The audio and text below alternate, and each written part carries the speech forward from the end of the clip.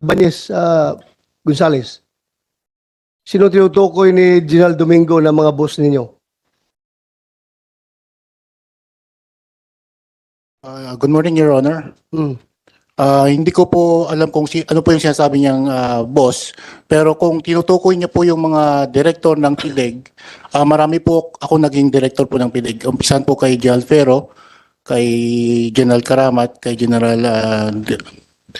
De Leon, General Medina, General Lee, then General Medina, and General Peralta. Yun po yung mga naging director po ng PIDEG bago po ako umalis ng PIDEG. Sana. Sa lahat ng direktor ng PIDIG ngayon, sino ang pinaka-boss mo? Your Honor, halos naman po lahat sa kanila, nagtrabaho naman po ako. Ang pinakamarami ko pong accomplishment is yung time po ni General Karamat. Sumunod po ako kay General Medina nung natapos na po yung... Huwag na magtanong ng accomplishment. Yung pinaka-boss mo dun sa kanila, may maibigay ka pangalan? Halos po lahat po, sila po naging boss ko. Okay, malalaman natin yan. Yes, Your Honor. How about you, Ibanez? Sino pinaka-boss mo? Good morning, Your Honor. Wala naman pong pinaka-boss, Your Honor. Lahat po sila boss ko. Kasi po, hindi ko po tinitingnan kung sino yung director. Basta nagtatrabaho lang po ako kung nandyan ako sa... Okay. Senator Bong Revilla, you have the floor. General Domingo, sino yung tinutukoy mong boss nila? For you to say that, meron kang alam. I am referring to their boss, Your Honor. Kung sino yung kumuha sa kanila at dinala sa PIDIG. Sino yan? Sino yung pagkakaalam mo na kumuha sa kanila na dinala sa PIDIG? I am not sure, Your Honor. Oh, ba't ka bibitaw ng Kasi kung anong taon sila na-assign ng PIDIG, Your Honor. Okay? Di ko lang masyadong sigurado kung sino ang Kasi director. unfair din naman para sa iba na mabanggit na hindi naman. Diba? So, you have to be sure. Yes, So, Your hindi mo alam, hindi mo kilala kung sinong yung sinasabi mong boss nila. No, Your Honor. No. Ba't ka bumitaw ng salita ng gano'n na hindi mo alam? I think hopefully may input ko lang po sa Your Honor sa committee na to para matingnan din ng committee na to kung sino, anong taon sila na-assign ng PIDIG, sinong kumuha sa kanila. Yun lang po ang punto ko rin, Your Honor. To answer your question, ang kumuha sa kanila, si General Karamat. Diba? Si General Karamat ang naghingi na recommendation doon sa kanyang tao. Diba last hearing, kinlaro niya ni General Karamat, there was an instruction for him to spot for people to be reprojected. Nandito ba si Karamat? In-explain na niya yan eh. The process, how did it come to be? Bakit na ibalik yan si Ibanez? At sinama pa ni Ibanez si Domingo at ito nga, yung missing ngayon in action na si Jimenez. So, yan yun. Na-explain yan ni General Karamat. Paano sila nakabalik. Please continue. Thank you, Mr. Sir. I would like to stress that this 1.032 tons of shabu ay na-recover po natin hindi dahil sa magaling si General Domingo. Hindi rin sa nagkamali yung kasama sa sindikato, kundi it's providential, Your Honor. Hinayaan po ng may kapal na mangyayari ito para once and for all makilala yung mga nagpapasaway sa PNP. Panghuli na lang po, for your honors, ako po ay nakikiusap na maalala po ng ating mga kagalang-galang na mambabatas na ako po ay nakaalam. Nalaman ko pong may nakawan pala sa 990 operations. Kaya nakikiusap ako sa dating Chief PNP na gumawa ng Special Investigation Task Group para po maimbestigahan ang buong pangyayari. Kung talagang kasabot po ako sa cover-up, di na po sana ako, di ko na ni-report na may nakita kaming CCTV di ko na rin sana binigay yung CCTV footages, yung kabuuan na nirecover ng IFLD 5 araw pagkatapos ng operation. Salamat po at may God bless us all. You know, General Domingo, for your information, the appreciation of this committee, particularly this chair, is that the cover up that you are always saying is attempted cover up. It did not materialize. It was not consummated because andyan ang shabu, andyan yung suspect. Yun yung cover up na sinasabi, cover up kay Mayo, hindi nag-materialize dahil nakasuhan si Mayo. Attempted lang. There was an attempt dahil nga nakita natin doon sa initial spot report mo to the chief PNP, there was no mention of Mayo, only Atadero. But later on, nag-surface si Atadero dahil nga kinasuhan, si Mayo dahil kinasuhan ninyo. Ang mabigat na cover up talaga na pinag-usapan dito, hindi dito sa mga arresting officers, kundi cover up doon sa suspect na si Mayo. Ayaw niyang ilaglag yung kanyang kasamahan sa sindikato. Yan ang cover up ni Mayo.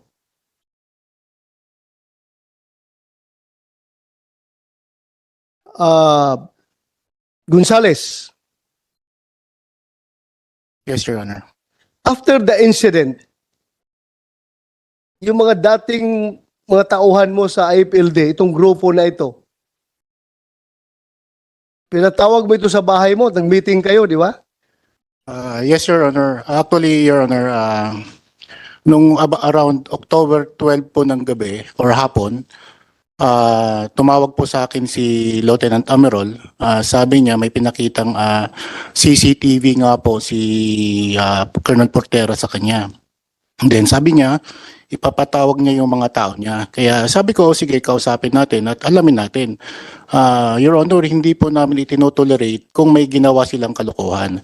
Ganun din po, yung pagpapakawala kay Mayo, hindi rin po namin tinotolerate. Yung sinasabi po ni General Domingo na follow-up, actually, Your Honor, hinintay ko po yung spot report. Nakalagay po doon sa spot report na hindi po kasama si Sergeant Mayo. Doon ko po ibinigay yung information doon sa PIDEA. Kaya po, mayroon pong intervening factor. Tumawag po si former DG Villanueva, nag-text siya kay Chief PNP na ibalik nga po si Sergeant Mayo. Alam na natin yan. Alam na natin yan. Sinabi mo na yan last meeting, di ba? Yes, Your Honor. Ang tanong ko ngayon, tinawag mo itong mga tao mo? Opo. Ano na pag-usapan nyo doon sa bahay mo?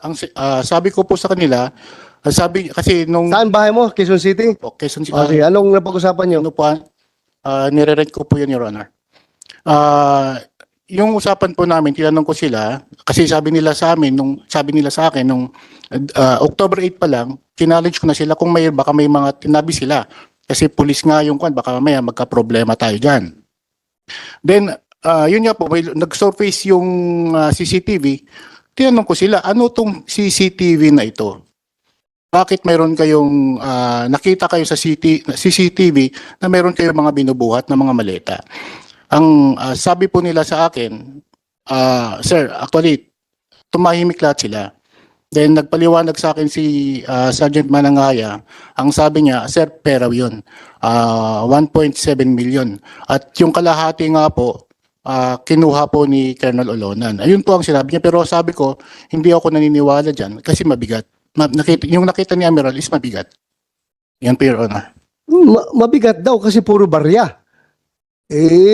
Kaya mabigat kasi puro barya, puro sinsilyo. Siguro po, Your Honor, sila na po magpaliwanag dyan. Mananghaya, you said hindi ka kasama doon sa pag-raid. Ngayon, pagdating sa pera, alam mo na 1.7 million ang nakuha ninyo doon sa malita. Your Honor, hindi po kami nakakuha nun. Nabalitaan ko lang din po, kaya sinabi may pera po na ganun nga po na. Nabalitaan. Yes, Your Honor. Nabalitaan. Yes, Your Honor. Hindi mo nakita ang pera. Hindi ko po nakita yung pera. Hindi ko po nakita yung pera, Your Honor. Eh bakit ikaw sumasagot kay Ibanez? Hindi mo pala nakita ang pera. Hindi mo nahawakan ang pera. Tapos ikaw ang malakas magsabi, mag-claim na 1.7 million lang yun, sir. Paano yun? Hindi mo nakita ang pera, hindi mo nahawakan ang pera, pero ikaw nag-claim na 1.7 million lang yung laman ng malita. Paano nangyari yun? Kasi nabalitaan din po. Nabalitaan. Kanino mo nabalitaan? Sa mga usap-usapan. Usap-usapan. Marites ka. Marites pala to. Usap-usapan.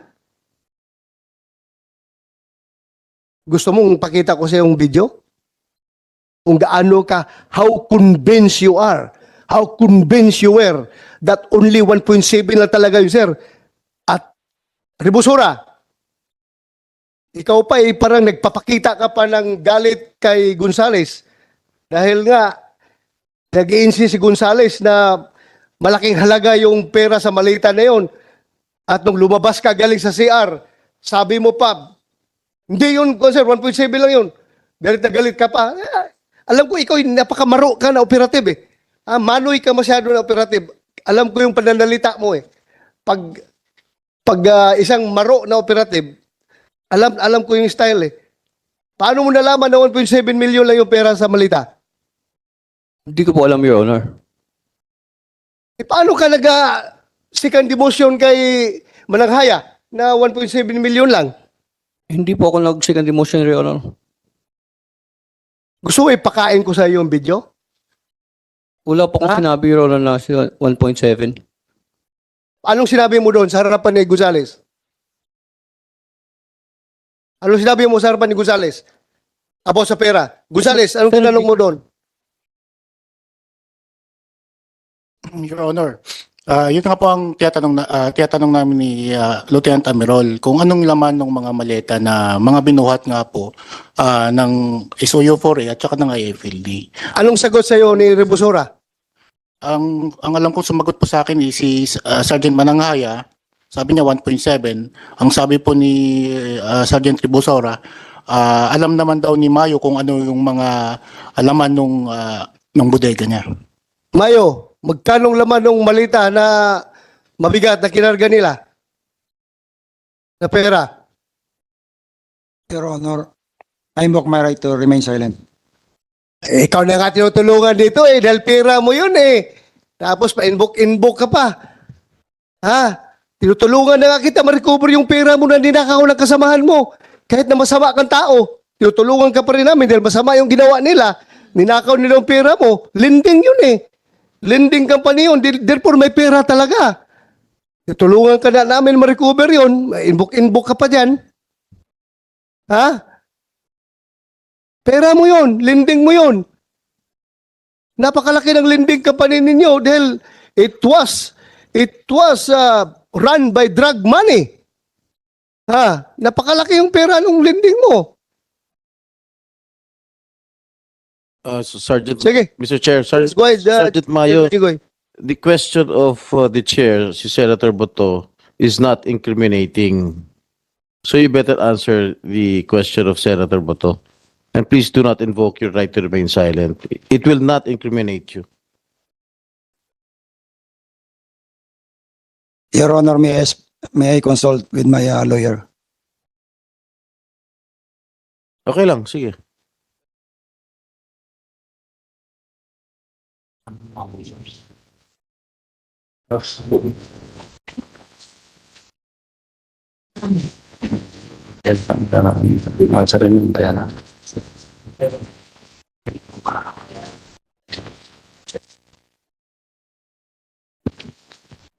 Your Honor, I invoke my right to remain silent.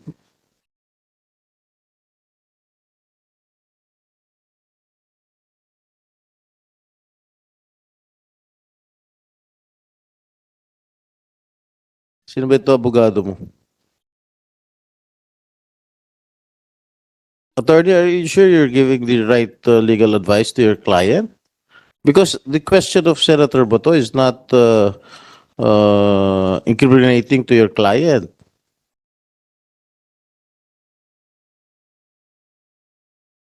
Are you sure you're giving the right advice to your client? Tinutulungan na nga namin eh. Hindi naman namin kayo tinatanong kung sa'yo ba talaga yung Shebo na nakuha doon sa building mo. Kasi yan man ang kaso ngayon. Pero ito, tulong ito sa'yo dahil pera mo yun. Kahit na whatever the source of that money, legally speaking, pera mo talaga yun. Dahil lending company yung opisina mo. Tulungan ka namin ma-recover yun. Kung ilang milyon man yun. Kasi nakita natin, ang bigat-bigat yung malita na kinarga nila doon sa sasakyan. Kabigat ng malita na yun.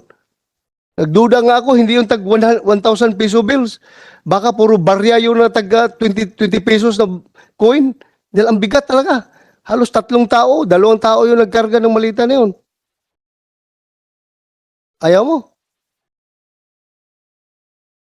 Sorry, Your Honor, but I have to invoke my right to remain I silent. am also sorry for you. I am sorry for you. Gonzales. Mr. Chair, if I may. Yes, go ahead. Thank you, Mr. Chair. Okay, Colonel Gonzales.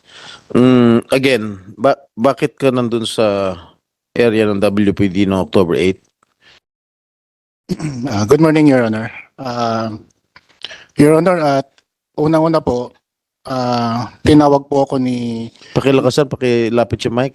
unang-una po, tinawag po ako ni Lieutenant Ameron na pumunta doon sa area kasi proud na proud po siya na naka-accomplish yung PDEG ng malaking halaga ng show. Sino ito?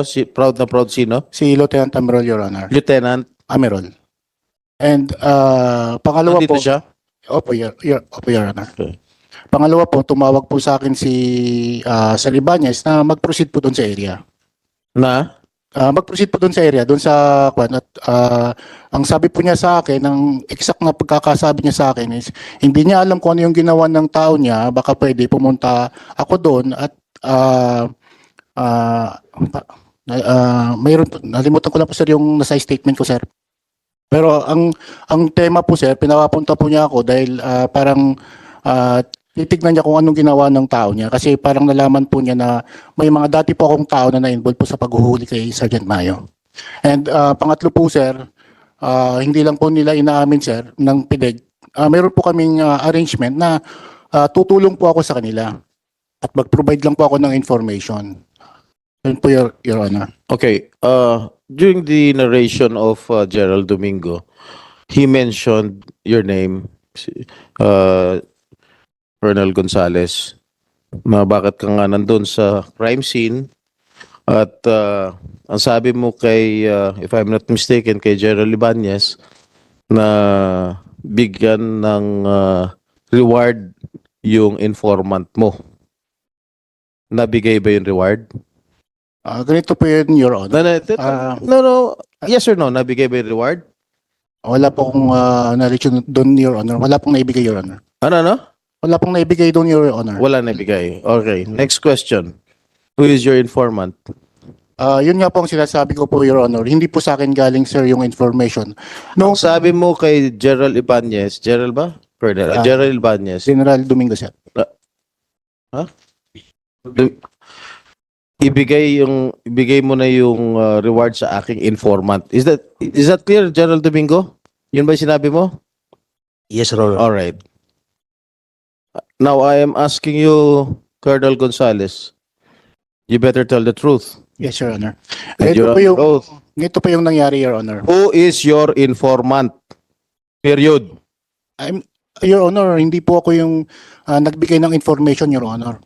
Ganito po yun, Your Honor, yung nangyari po. Dumating po ako doon 4:29 po ng hapon. Nung nakausap po nga po sila, nakausap yung mayroong mga usapan po nga kami na may follow-up nga daw, pero hindi po ako doon pumapayag. Naririnig ko lang po yung usapan nila na ganun po ang gagawin nila. Pati po yung mga options. And then, kinausap ko po si Sir Domingo, sabi ko, Sir, baka pwede kausapin ko lang muna yung mga dati kong tao. Ang sabi niya, okay, sige. Actually, Your Honor, binigyan po niya ako ng 5,000 pesos para pakainin po yung mga tao. lumabas po ako doon after more than 15 minutes for 446, Your Honor. Kinausap ko po sila.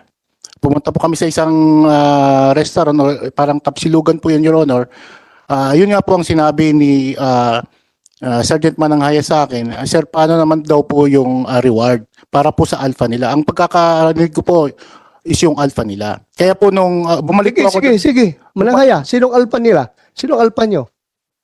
Your Honor, kagaya po ng sinabi ko nung nakaraan na session, hindi po kasi ganun ang pagkakasabi ko. Yung reward po na sinasabi po namin sa kanya, ito po yung binibigay ng opisina na para panggastos na rin po namin para sa pagtatrabaho. So who is lying now?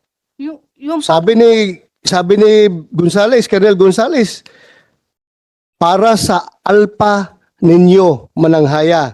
Tapos ngayon, ikaw naman, sinasabihan mo si Gonzales na yung reward galing sa opisina na para sa operating unit. Which is which? Sino ngayon na nagsasabi ng totoo sa yung dalawa? Honor, yun lang po ang pagkakasabi ko sa kanya, yung reward. Pero wala po akong sinasabi tungkol sa alpha. Kasi kagaya po sinabi ko po nakaraan, Gonzales, Wala po talaga. directly sinasabi ng tauhan mo na hindi yung para sa alpha. Tapos ngayon, ikaw humihingi kay Domingo ng para sa asset. So sino ngayon ang asset nyo? Normally, Your Honor, pag humingi po tayo ng reward, hindi naman po para sa atin. Kung humingi po tayo ng reward, hindi naman po para sa police. Wala pong hinihingi. Oh, yun na. That's very clear. It's very clear. Yun po yung Meron totoo. ba talagang Kaya po yung recipient yan? Kaya po yung sinabi nila sa akin na reward para po doon sa alpha, Mananghaya, mga 541 po, pumunta po ako kay Kwan. wala pa akong nag-cite in contempt dito na babae na pulis, ha? Please don't make me do that. Please don't make me do that, ha?